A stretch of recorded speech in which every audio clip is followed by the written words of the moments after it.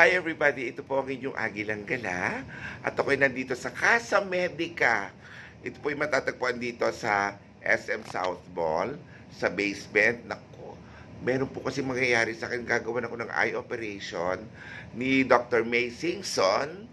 At yung problema ko po kasi may kuliti ako, kaya tatanggalin po yan ni Doc May Singson na napakahusay, napakabait, at napakaganda ng trabaho dahil napakadami na po niyang inopera sa mata at pinagaling, lalo na yung kinite. Ayan. Kasama ko po ang mga magigiting na mga nurses. Ayan.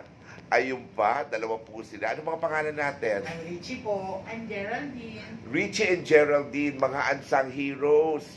Ang huhusay po nila, sila po mag-aasikaso sa inyo sa kasakaling dito kayo pupunta sa Casa Medica. Kaya pumunta na kayo dito. Hanapin nyo si Doc May Singson.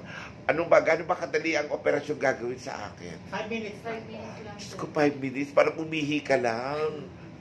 Nang matagal. Kaya po ako nakapikit kasi nilagyan na ng ano po to. Betadine po. May betadine na. So, bawal na daw kung dumilan.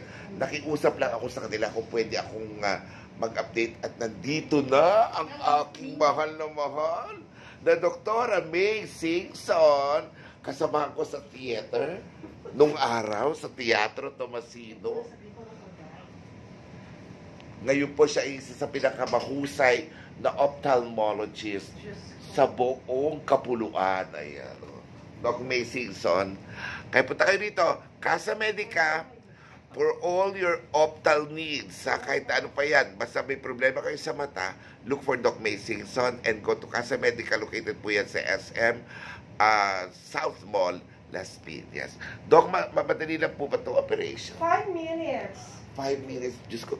Doc, sana po, it's a baby girl. It's a baby boy. Okay, it's a baby boy. Ayun si Doc May Singson. Oh. Napaka-religious pa po niyan. Grabe, napakabait po. Ay, nako. Puro positive na sinasabi ko kasi saksi ako sa kabaitan ni Doc May Singson. Hindi po ako mapapapasok sa Teatro Tomasino kung hindi niya po ako inaprubahan. Isa po sila sa mga naging senior ko in Teatro Tomasino. Ayan. Ang galing pa niya kumanta. Diyos ko. Kakantahan lang ako. Magaling na daw ang mata ko. Ayan na. Nabigyan ko na kayo ng update at sisimulan na po namin ang operation. Bye-bye. Ito po inyong Agilang Gala saying, see you on the other side.